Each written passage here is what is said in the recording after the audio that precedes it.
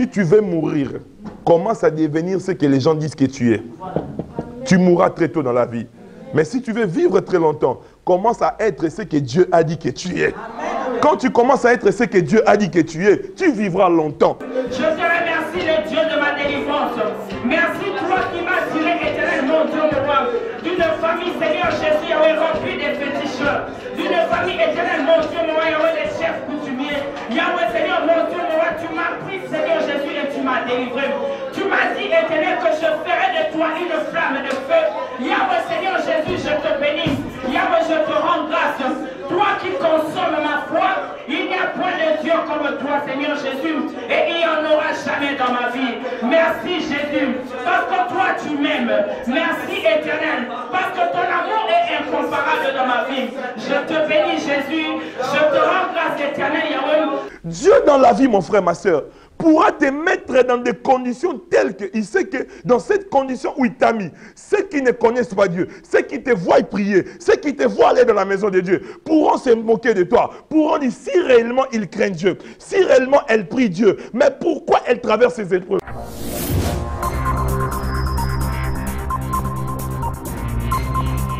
Je te rends grâce éternelle, Yahweh, parce que tu m'as sorti de très loin, parce que nous avons traversé des moments durs, des moments difficiles, où je n'ai trouvé personne. Dieu nous prouve son amour pas par des fleurs, mais Dieu nous prouve son amour en nous faisant passer par le feu et que ce feu ne nous submerge pas. Quand nous sortons du feu, c'est alors il nous témoigne son véritable amour.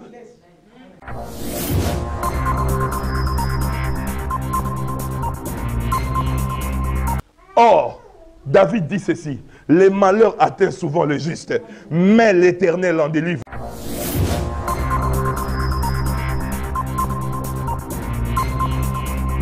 Le fait de prier Dieu, le fait de croire en Jésus n'exclut pas les problèmes.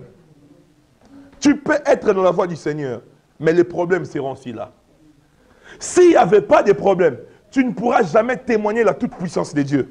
Si on peut témoigner la toute-puissance de Dieu, c'est parce que c'est Dieu permettra des problèmes. Non seulement il laissera des problèmes, il nous accordera.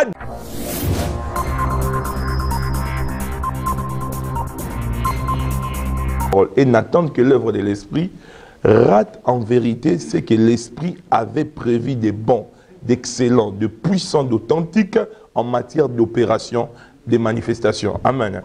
Tout commence au niveau de la parole. Vous devez apprendre à aimer la parole de Dieu. Vous devez apprendre à suivre avec une attention soutenue la parole de Dieu. Vous devez apprendre à composer votre foi pendant que la parole de Dieu est en train d'être prêchée. Le plus grand miracle, les gens reçoivent cela quand la parole est prêchée. Ils sont en train de composer leur foi. Écoute ce que cette femme qui avait la perte des sang avait dit. Pendant que Christ est en train de parler, pendant que Christ est prêché, la Bible a dit cette femme s'est dit en elle-même. C'est-à-dire elle commençait déjà à composer sa foi pendant que le Christ était en train d'enseigner. Le plus grand miracle, c'est le miracle qui est précédé par la parole de Dieu. Le miracle que vous n'allez pas perdre dans votre vie, c'est un miracle qui est préparé par l'œuvre de la parole de Dieu. Quand la parole est prêchée, vous devez commencer à composer votre foi. Dis avec moi, composer ma foi. Et ici, on nous parle de deux personnes. La Bible, on nous parle d'un couple, Élisabeth et Zacharie. La Bible déclare toutes ces deux personnes étaient justes devant Dieu. Écoutez-moi, il y a des personnes qui sont justes devant les hommes, mais aux yeux de Dieu, ils sont injustes. Je préfère paraître injuste aux yeux des hommes, mais être juste devant mon Dieu. Parce que c'est les témoignages de Dieu qui comptent dans ma vie. Ce n'est pas les témoignages de ceux qui m'entourent qui comptent, mais c'est les témoignages du ciel qui comptent pour moi. Écoutez-moi vous dire une chose. Christ a reçu un mauvais témoignage des humains. D'autres l'ont appelé Belzéboul. Mais ce qui était plus important pour le Christ, le jour de son baptême, il y a eu un témoignage officiel d'ici. La Bible dit que celui-ci est mon fils bien-aimé, en qui j'ai mis toute ma confiance. C'est-à-dire, ce qui comptait, c'est ce que le Père avait dit pour lui. Si tu veux mourir, commence à devenir ce que les gens disent que tu es. Tu mourras très tôt dans la vie. Mais si tu veux vivre très longtemps, commence à être ce que Dieu a dit que tu es. Quand tu commences à être ce que Dieu a dit que tu es, tu vivras longtemps et tu vas assurer ta destinée. La Bible dit ils étaient tous deux justes devant Dieu. La Bible déclare ils observaient d'une manière irréprochable les ordonnances et lois du Seigneur. Écoutez, il y a des personnes qui prient. Il y a des personnes qui prient en langue. Il y a des personnes qui reçoivent l'onction. Il y a des personnes qui connaissent la Bible des Genèse à l'Apocalypse. Ils ont même fabriqué leur propre livre. Mais ce sont des personnes qui n'observent pas de manière irréprochable la parole de Dieu. C'est-à-dire, Élisabeth et Zacharie, on n'avait plus une parole, une exhortation pour leur interpeller à la crainte de Dieu, à une quelconque ordonnance du Seigneur. La Bible déclare que toutes les ordonnances de Dieu étaient respectées d'une manière irréprochable. Malgré leur justice, malgré que le fait qu'ils respectent d'une manière irréprochable la parole de Dieu. Écoute ce qui est merveilleux. La Bible déclare, ils se sont retrouvés avec un problème qui commence à gêner. Ce problème était qu'ils n'avaient pas d'enfants. Et qu'est-ce qui se passe? Dieu dans la vie, mon frère, ma soeur, pourra te mettre dans des conditions telles qu'il sait que dans cette condition où il t'a mis, ceux qui ne connaissent pas Dieu, ceux qui te voient prier, ceux qui te voient aller dans la maison de Dieu, pourront se moquer de toi, pourront dire si réellement ils craignent Dieu, si réellement elles prient Dieu, mais pourquoi elles traversent ces épreuves? Ça, c'est le mystère de Dieu. Dieu nous prouve son amour pas par des fleurs, mais Dieu nous prouve son amour en nous faisant passer par le feu et que ce feu ne nous submerge pas. Quand nous sortons du feu, c'est alors il nous témoigne son véritable amour. Si vous comprenez mal Dieu, quand les épreuves viendront, vous tournerez le dos à Dieu. Dieu ne vous offre pas la gloire sans passer par la croix. Ils observaient Dieu. Ils n'avaient pas un problème de péché. Aujourd'hui, peut-être les gens pourront dire qu'il a péché. Mais malgré ça, ils avaient un problème. Mais Dieu savait, la condition dans laquelle je place mon serviteur et sa femme pourra susciter des critiques venant des hommes. Et aujourd'hui, si c'était à notre temps, une telle personne, craignant Dieu, servant Dieu des années, s'est retrouvée dans cette condition, les gens allaient dire, soit il a péché, soit Dieu l'a rejeté. Parce qu'aujourd'hui, quand les choses vont mal, pour ceux qui nous entourent, c'est toujours l'image soit de la frappe de Dieu, soit l'image du rejet de Dieu. Personne ne prend l'épreuve comme étant un signe d'amour de Dieu. Personne n'a jamais compris l'épreuve dans ce concept-là. Quand vous commencez à mal comprendre Dieu, vous risquerez de mal servir Dieu et de mal prier Dieu. Vous risquerez de réclamer vos parts d'héritage alors que vous êtes déjà dans votre héritage. Mais cet héritage, vous vous retrouvez dans cet héritage pas de la manière dont vous voulez être. Dieu n'empruntera pas jamais la voie de votre intelligence et conscience. Dieu empruntera toujours la voie de sa souveraineté pour accomplir ses promesses dans votre vie. Il n'empruntera jamais la voie de tes calculs. Il n'empruntera jamais la voie de tes désirs. Mais Dieu empruntera toujours la voie de sa souveraineté. S'il veut t'atteindre, il a ses voies à lui. La Bible déclare que les voies de Dieu ne sont pas nos voies. Et ils se retrouvent stériles, Élisabeth et Zacharie, sans enfants, alors qu'ils n'ont pas péché, alors qu'ils sont justes devant Dieu, alors qu'ils observent d'une manière irréprochable la parole de Dieu, alors qu'ils marchent dans l'intégrité. Et ils sont tous les jours au service du Seigneur. Ce que j'aime, la Bible ne se confirme partout. Tout ce que la Bible dit, la Bible, si elle a prononcé une parole dans l'ancienne alliance, la Bible confirme cette pensée dans la nouvelle alliance. La Bible dit, et ils étaient justes, mais ils avaient un malheur. Ils n'avaient pas d'enfants. Or, David dit ceci, les malheurs atteignent souvent les justes, mais l'Éternel en délivre toujours. Le malheur a atteint ce couple qui était juste. Maman, papa, peut-être toi et moi, nous prions, mais nous ne sommes pas justes devant Dieu. Peut-être vous et moi, nous prêchons, nous prions, mais nous sommes reprochables dans beaucoup de domaines en matière de Dieu. Mais ce couple était irréprochable. Dis à ton voisin, irréprochable. Est-ce que toi tu es irréprochable? Quand Dieu peut te regarder. Toi au contraire, si Dieu commence seulement à ouvrir la bouche, qu'il y ait des reproches. Dieu va commencer à te reprocher les retards. Dieu va te reprocher la dîme. Dieu va te reprocher l'orgueil. Dieu va te reprocher même... Il y aura plus que la Bible dans tes reproches. Donc ça dit, si on pourra écrire un livre, ce sera un livre avec 4 volumes. Il n'y aura que des reproches. Voilà pourquoi on ne peut jamais faire du chantage à Dieu par rapport à nos patriarches de la Bible. Écoutez-moi, chaque fois que tu pries, et que Dieu t'envoie toujours où tout est prêt, ce n'est pas Dieu. Pourquoi il va t'envoyer là-bas si tout est prêt? C'est par là que vous voyez, c'est le diable et notre esprit humain qui nous parle. Dieu ne peut pas t'envoyer où tout est prêt. Si Dieu t'envoie réellement, il t'envoie où tu dois travailler. Si Dieu te travaille où tout est bâti, qu'est-ce que tu vas aller faire là-bas? Tu vas rebâtir encore quoi? Quand dans votre vision, quand dans vos voix audibles que vous écoutez, Dieu vous parle et vous montrez toujours un champ déjà qui a mûri, ce n'est pas Dieu.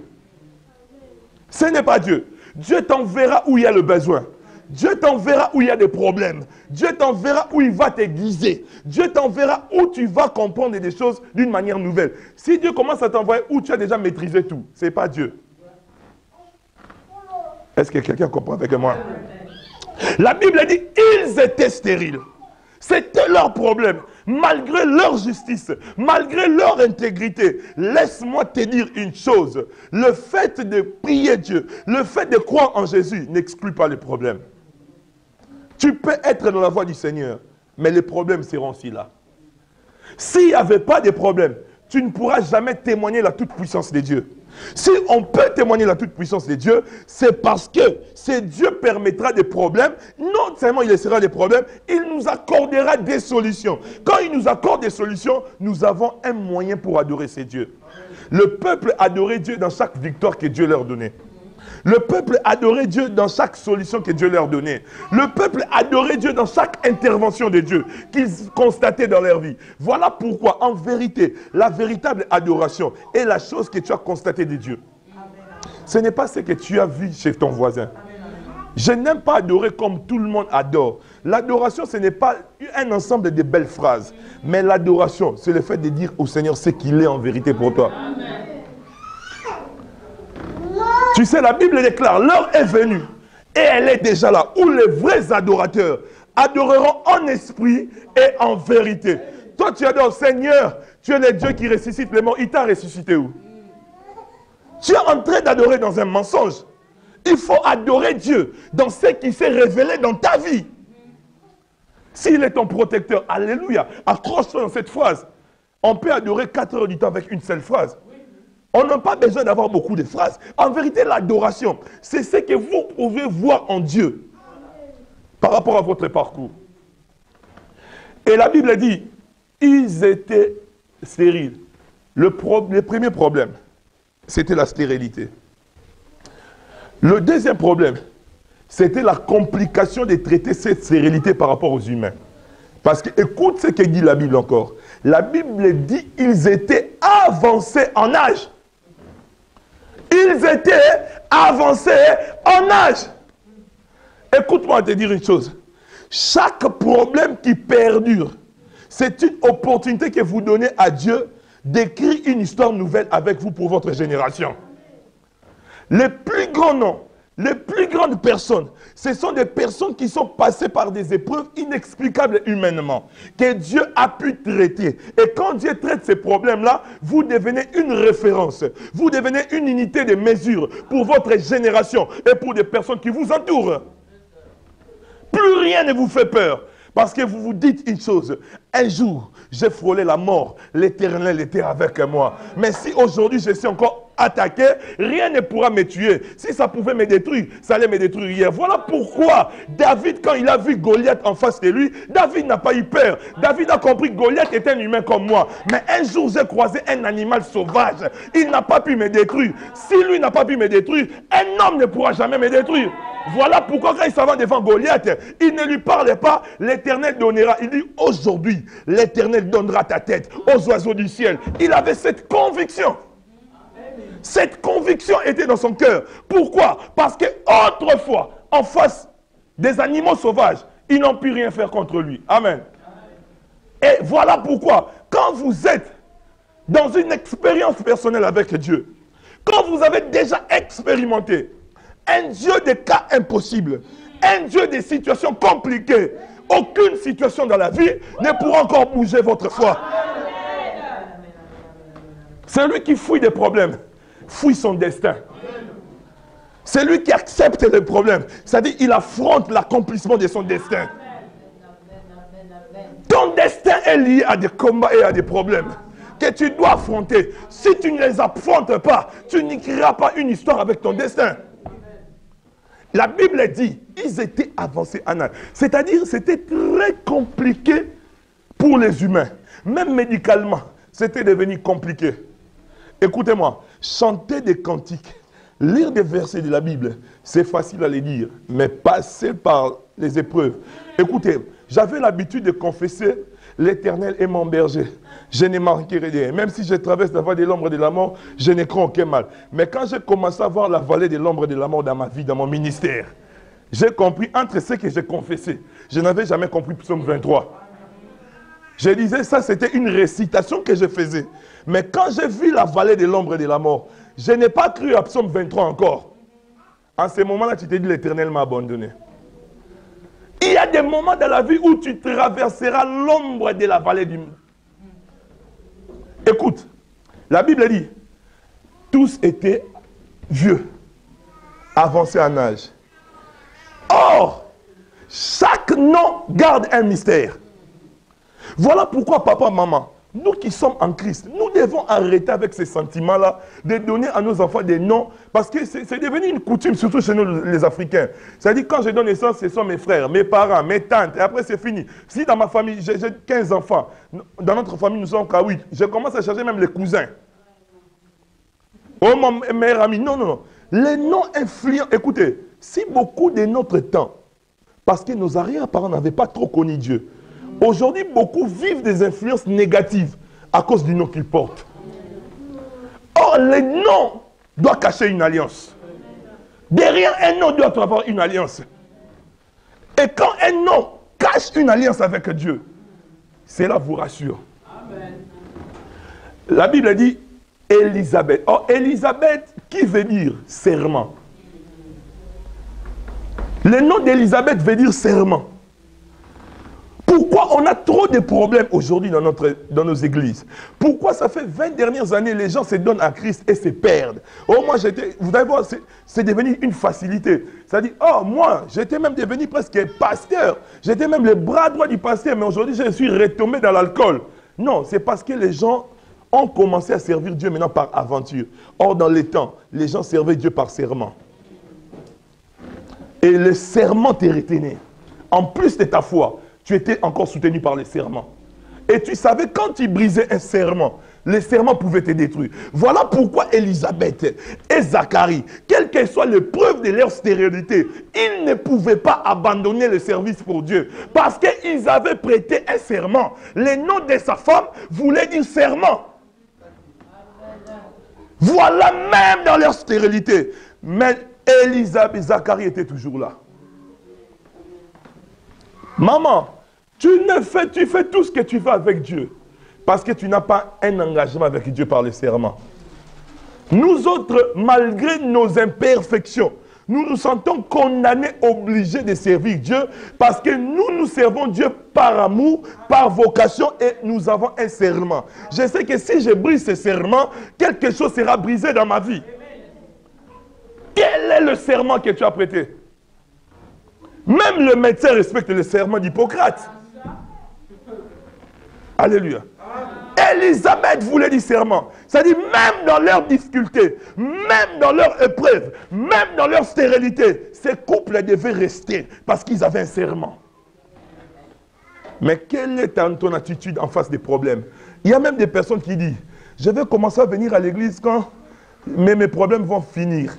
Ah, je vais commencer à servir Dieu. J'ai dit au Seigneur, s'il me donne les mariages, je vais lui servir. Les gens commencent à blaguer avec Dieu dans leurs prières. Hein? Des gens prennent Dieu pour un imbécile, pour leur ami. Et tu vois, je suis entré en retraite. Et heureusement, Dieu ne détruit plus comme autant de ça. Quelqu'un est entré en retraite, faire du chantage au Seigneur. Seigneur, moi, j'ai la volonté de te servir. Mais je te dis, Seigneur, donne-moi mes papiers. Tu vas voir toi-même. Il y a des prières comme ça qui choquent. Vous ne connaissez pas celui que vous servez. Il y a un serment qui nous lie à Dieu. Le serment de fidélité.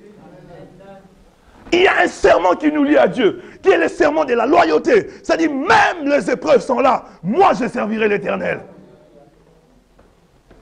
J'ai un serment. Je ne pourrai jamais aller chez le diable.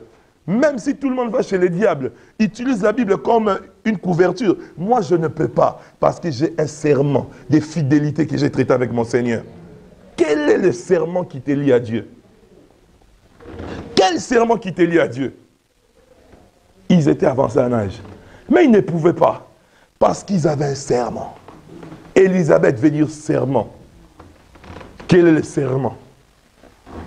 Il y a même des femmes sur la terre aujourd'hui qui font un serment à leur mari. Tu vas voir cette femme-là, même son mari, lui fait du mal comme moi. Tu lui dis, ma soeur, il dit, non, non, non, j'ai fait un serment. Je ne peux pas. Il n'y a que dans l'église, il n'y a que dans la foi où les gens ne respectent pas les serments parce que nous sommes au temps de la grâce. Mais la grâce est trompeuse. Chez les occultistes sataniques, chez les démoniaques, ils savent la valeur du serment. Ils ne blaguent pas avec le serment.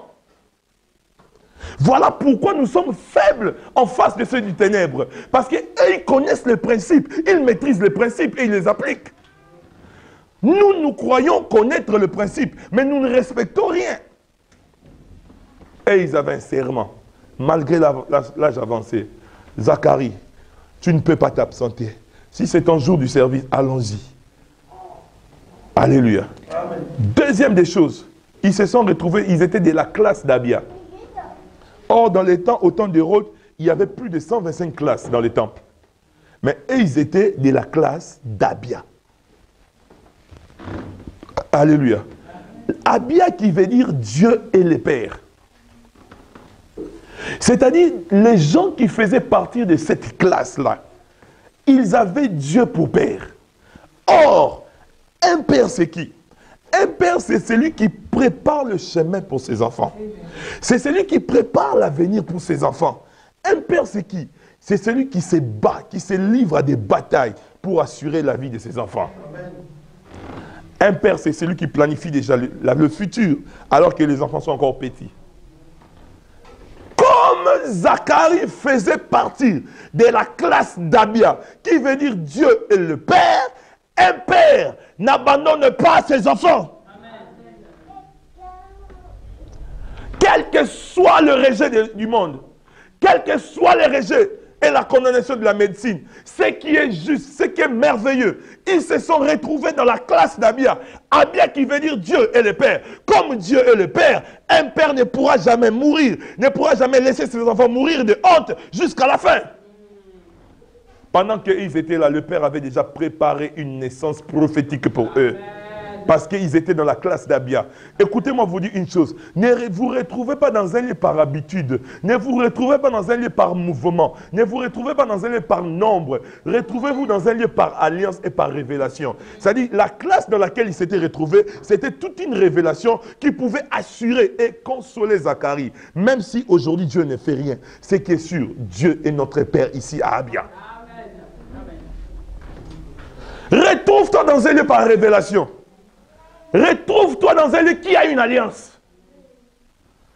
Là, ils avaient une alliance avec Dieu le Père.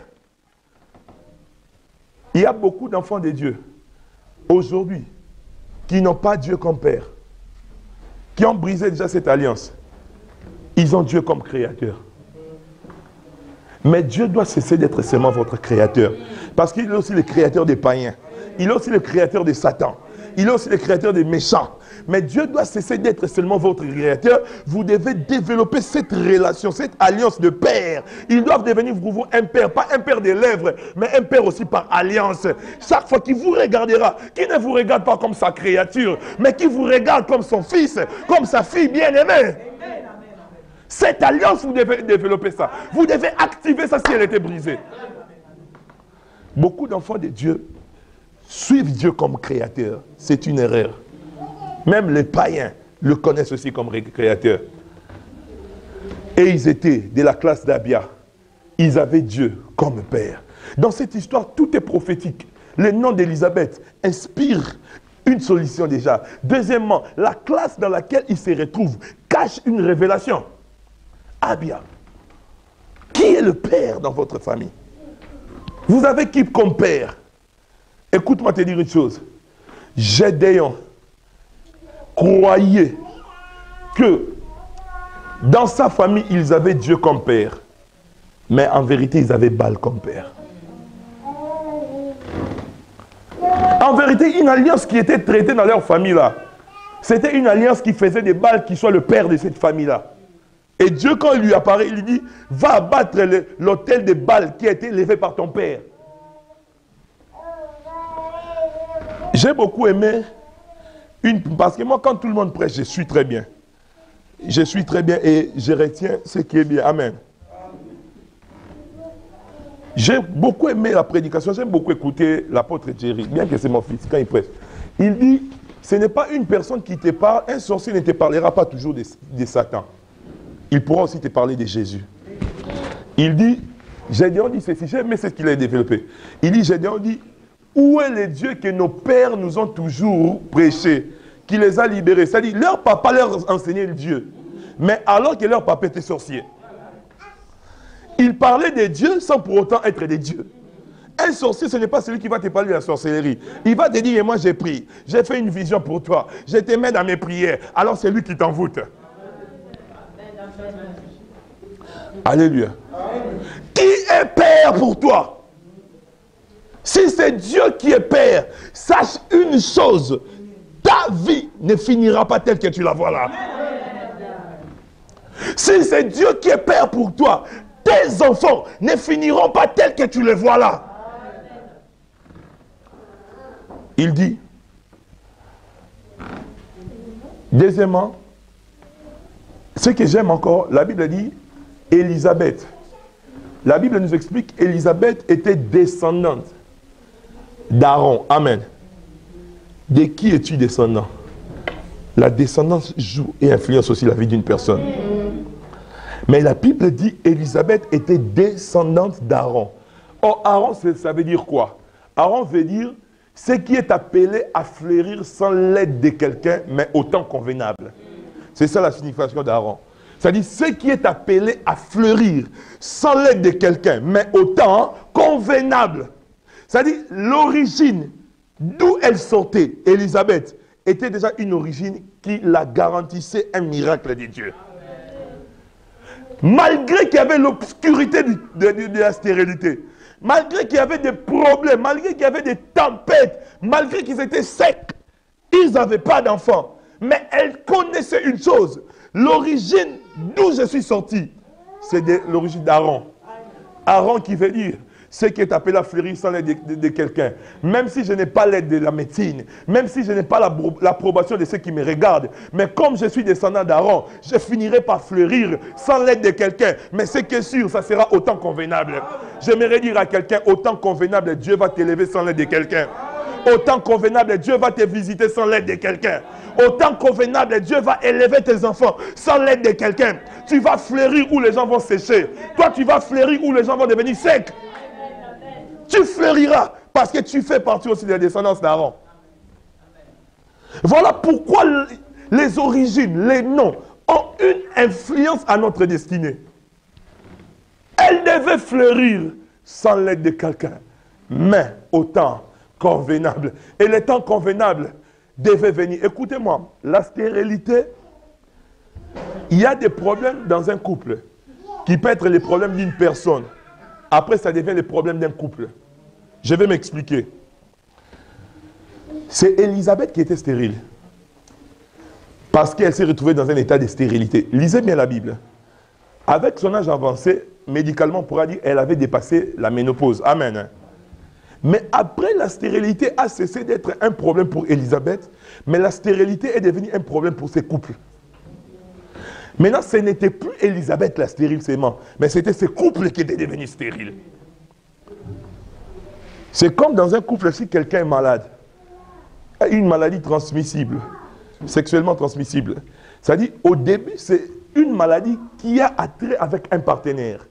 Mais après, ça devient le couple qui devient malade. Est-ce que quelqu'un me comprend là? Amen. Après, c'est le couple qui devient malade. Mais ils étaient devenus maintenant un couple stérile. Mais ils se souvenaient toujours du serment. Deuxièmement, ils se souvenaient toujours de la classe dans laquelle ils se sont retrouvés. Troisièmement, ils se souvenaient de leur origine, qui est Aaron. Amen. Amen. Et voilà pourquoi, quatrièmement, Zacharie, qui veut dire ceci? L'Éternel s'est souvenu de moi. C'est ça la signification du mot Zacharie. L'Éternel s'est souvenu de moi. Dans cette histoire, vous allez comprendre, tout est prophétique. Maman, tu dois te mettre dans un système et environnement prophétique où toute chose, tout acte, tout nom doit être prophétique. Quand vous lisez cette histoire, tout était prophétique. Zacharie qui veut dire, Dieu s'est souvenu de moi. Pourquoi? Il a servi Dieu jusqu'à ce qu'il devienne vieux, avancé en âge.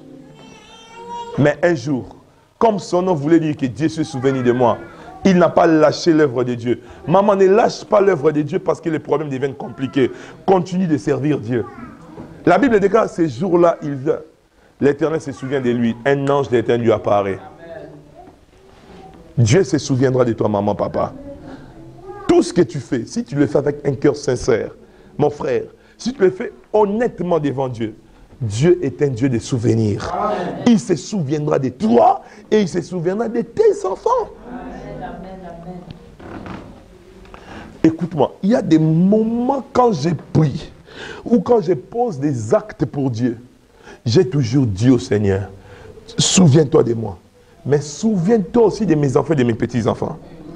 C'est-à-dire, moi je suis plus que convaincu qu'un jour dans ma vie, mes petits-enfants vivront la faveur de Dieu même sans prier.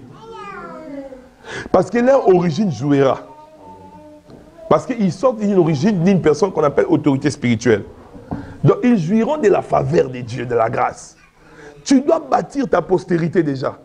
Et ta postérité doit s'identifier, non pas par rapport à tes ancêtres qui avaient un état d'âme compliqué, mais qui doivent commencer à s'identifier par rapport à toi. Écoute-moi, j'ai toujours dit une chose. Si moi, un jour, le Seigneur me prend dans ma vie, amen. Parce qu'un jour, si Jésus ne revient pas, nous allons tous mourir, amen. Mais moi, c'est que sûr, je n'ai pas envie de mourir maintenant. Parce que je ne vois pas qu'est-ce que je vais aller faire là-bas. Si le Seigneur me mettre un vêtement blanc, parce que là-bas, il y a des vêtements blancs à me reposer. Je n'ai pas besoin d'un repos long, amen. J'ai besoin de travailler encore ici sur la terre, amen.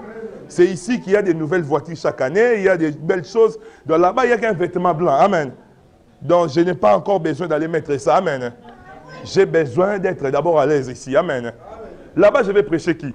L'histoire que je prêche là-bas, Elisabeth lui-même est là-bas. Je vais lui prêcher, ton nom veut dire comme ça. Elle me dit, c'est mon nom, non?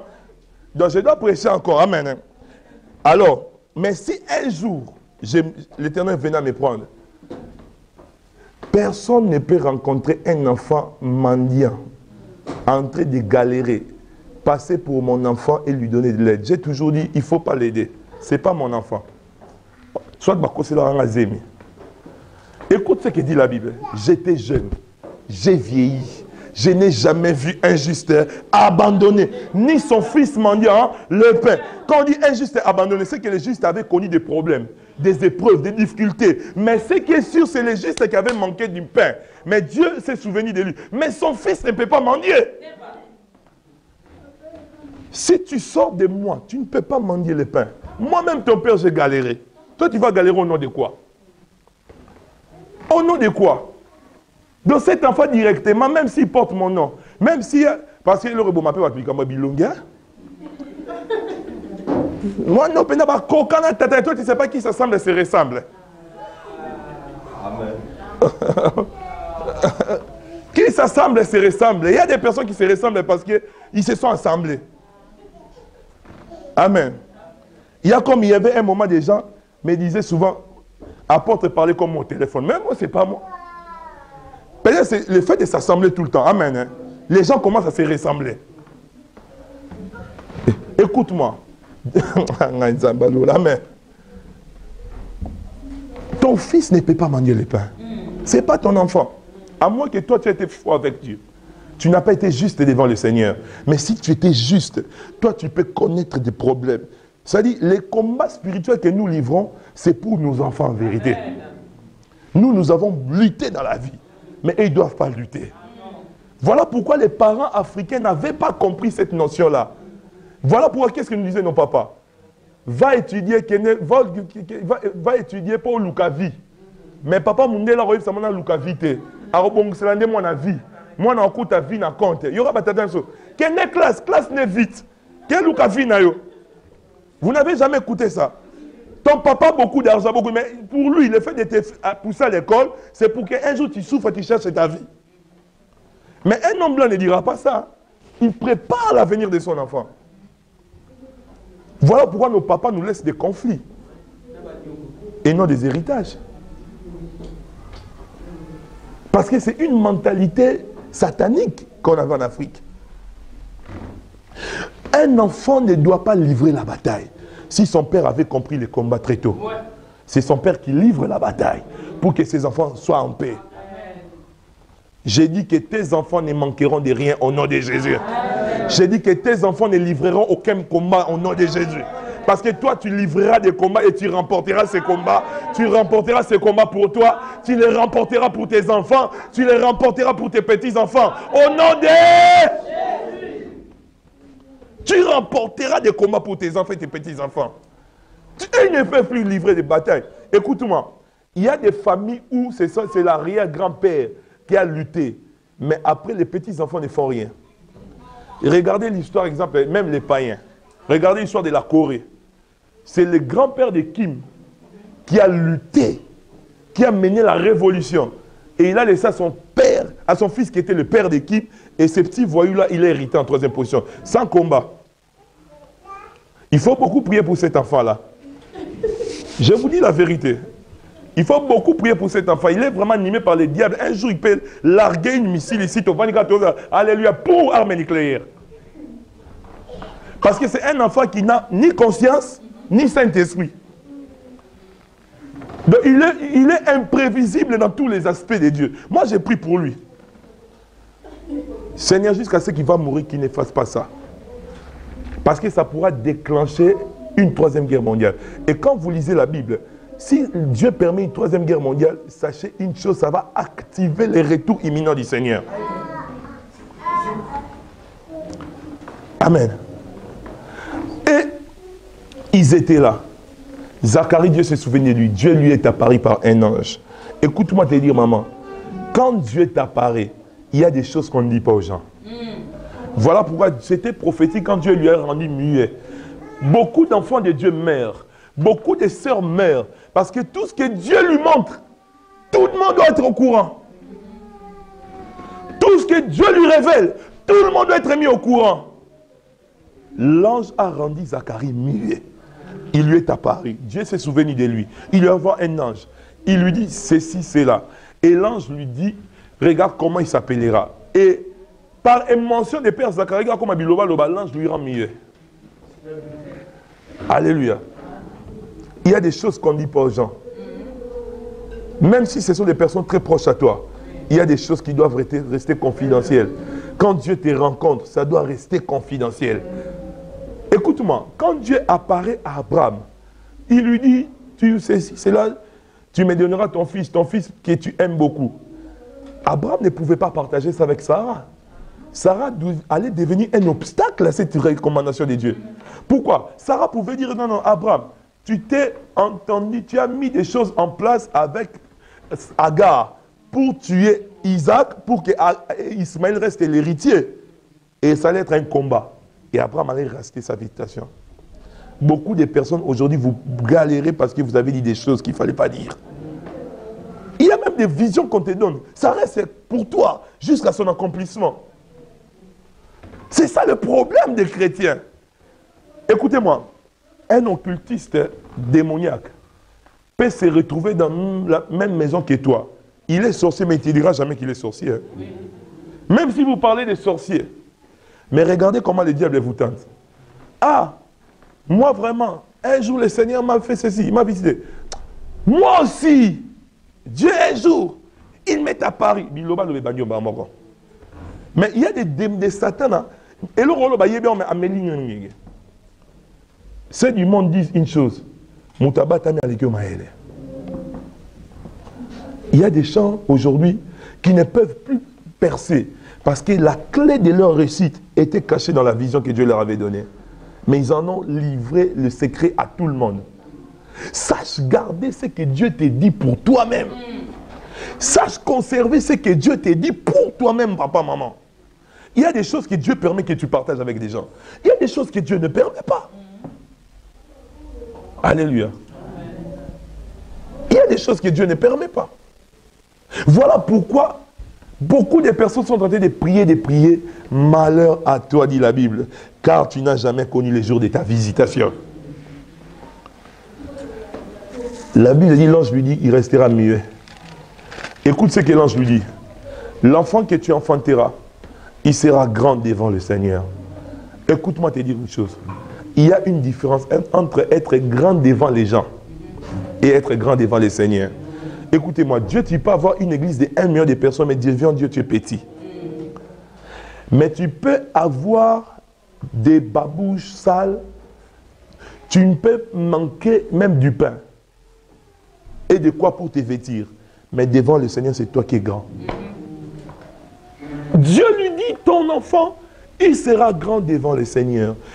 Ce qui tue beaucoup de personnes. Voilà pourquoi même il y a des combats, des jalousies, il y a même des manipulations pour l'argent. Tout le monde veut être grand devant les gens. Voilà pourquoi le diable est content de cette motivation-là. Parce qu'il sait que beaucoup de gens viendront vers lui. Sois grand devant le Seigneur. Il dit, ton enfant sera grand devant le Seigneur. Il ramènera le cœur des fils au Père. Il prêchera la repentance. La Bible dit, il ne touchera ni au vin, ni aux liqueurs fortes. Écoute-moi, celui qui est grand devant le Seigneur doit s'abstenir du vin et de l'alcool. Par rapport au verset de Timothée. Timothée s'est retrouvé ayant des problèmes. Et on lui recommande le vin. Si toi tu as des problèmes d'estomac et que c'est le médecin qui t'a recommandé ça, amen. Amen. Écoute ce que dit la Bible. Jésus dit ceci, quand il donne la Sainte Seine, il dit ceci et la coupe des moussons. Il dit chaque fois que vous ferez ceci, faites-le en mémoire de moi. Papa, toi tu es dans ta maison, au salon, tu regardes la télé, tu bois les vins, c'est en mémoire de Jésus. Et c'est de quel vin aussi? Amen. Alors, il y a des choses que les gens maintenant commencent. En fait, les gens n'ont pas. Écoutez-moi, le vin, le vin marche avec des choses. Le vin marche avec l'impudicité et l'escroquerie. L'alcool. Les alcooliques développent l'escroquerie. Et l'impudicité marche avec eux. Et deuxièmement, si tu veux être élevé, il y a des choses que tu dois t'abstenir. Moi, je ne bois le vin que le jour de la Sainte Seine. Et tu dois te poser des décisions.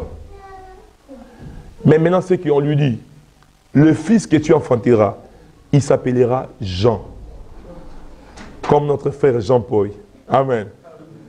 Jean qui veut dire quoi? Quelque chose de grand et de bon arrive. C'est ça la signification du mot Jean. Quelque chose de grand et de bon arrive. J'aimerais prophétiser sur la vie d'une femme et d'un homme qui me suit aujourd'hui.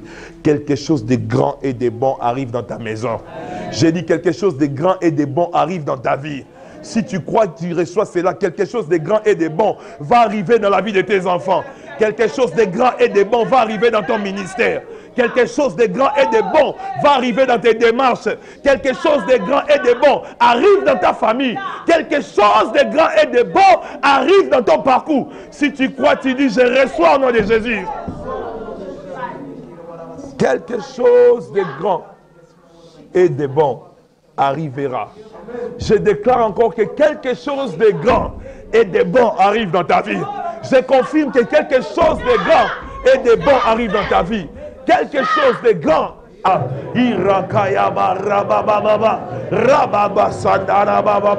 Plus tu adores Dieu, la maladie quitte ta vie. Les démons quittent ta vie, plus tu adores. Adore. Plus tu adores, ta destinée s'ouvre. Plus tu adores, quelque chose de grand et de beau arrive. Plus tu adores, les écluses s'ouvrent. Il se souvient de toi. Dieu est un Dieu de souvenirs. Dieu est un Dieu de souvenirs. Dieu est un Dieu de souvenirs. Dieu est un Dieu de souvenirs.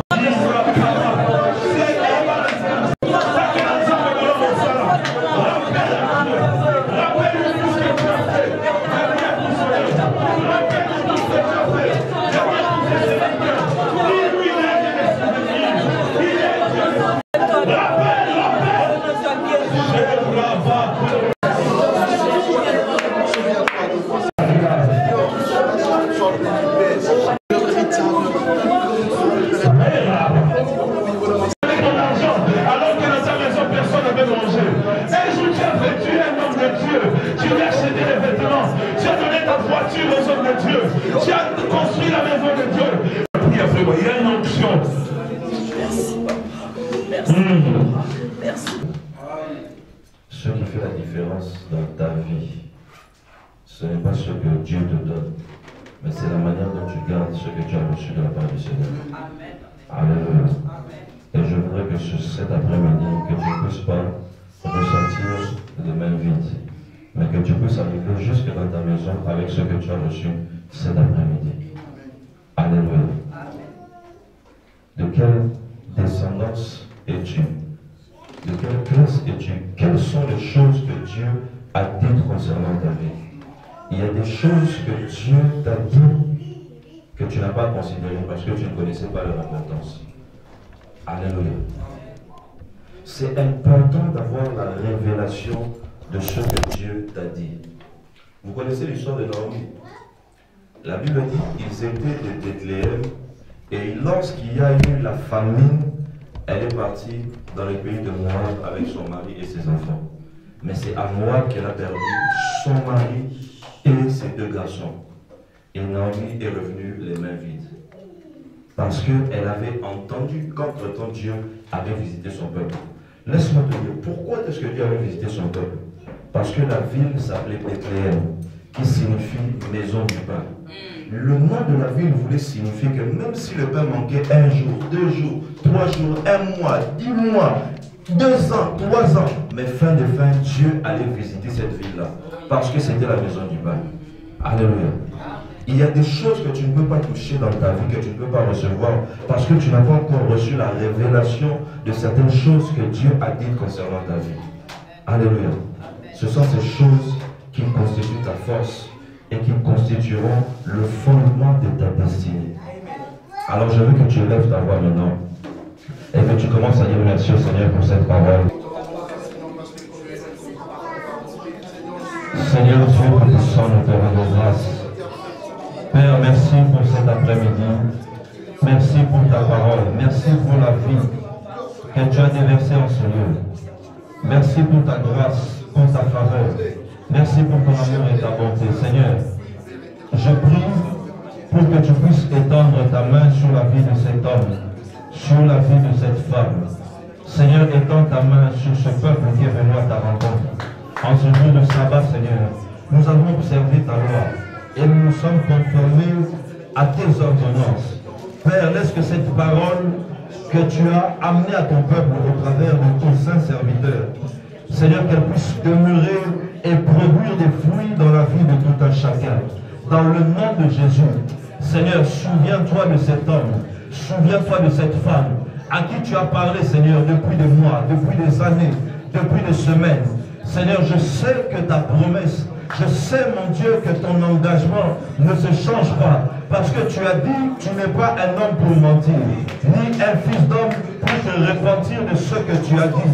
Seigneur, nous sommes bien heureux parce que nous avons reçu une promesse qui ne vient pas des hommes, mais qui vient de toi. Nous sommes heureux, Seigneur, parce qu'il y a des choses que tu as déclarées concernant nos vies et concernant nos destinées. Seigneur, nous sommes bénis et bien heureux parce que nous savons que tu vas accomplir cela. Que ta grâce et que ta faveur puissent accompagner ce peuple. Dans le nom de Jésus. Que la paix du Très-Haut t'accompagne. Que son ombre te couvre. Que 1000 tombent à ta gauche, 10 000 à ta droite. Que tu ne sois pas atteint. Mais que de tes yeux tu regardes. Et que tu vois la rétribution des méchants. Que l'ange de l'Éternel commence à pourchasser tous ceux qui te cherchent la nuit et le jour. Que tous ceux qui te combattent, visiblement et invisiblement, soient combattus par le Dieu Très-Haut. Que l'épée à double tranchant du Dieu Très-Haut commence à déchirer, briser et renverser tout ce que l'ennemi avait pris soin de planter dans ta vie. Que le Dieu de la Bible, que le Dieu de Zacharie, que le Dieu de Manaïm, le Dieu de Kamani puisse se souvenir de toi aussi en ce jour. Et que sa gloire puisse éclater dans ta vie, dans tous les domaines. Dans le nom de Jésus, nous disons 3 fois Amen. Amen, Amen, Amen. Bon dimanche, que le Seigneur vous bénisse. Bonne semaine à vous tous.